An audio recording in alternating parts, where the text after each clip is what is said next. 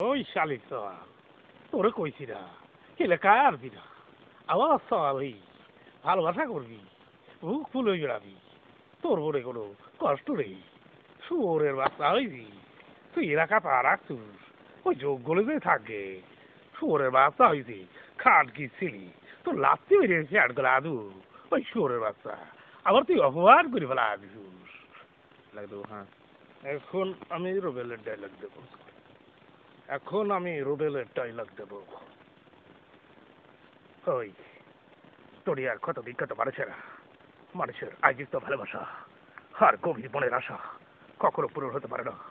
আর তোমার ভালোবাসা আমার তো স্বাভাবিক, কিন্তু আমার বুকের ভিতরে জ্বলন্ত আগুন দাও দাও করে জ্বলছে।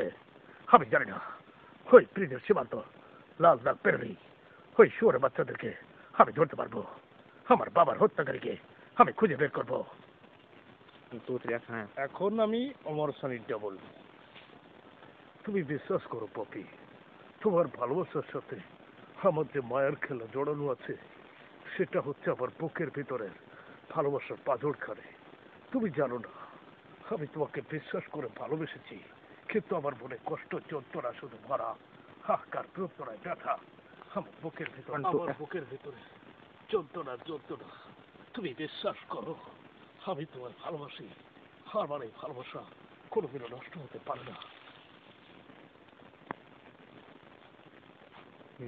তাই তো বলি আমার মনের একটা ভারসাম্য আছে, কিন্তু আমাদের বাড়িতে যে কুকুরগুলো আছে সেটা মনে হয় মরে গেছে।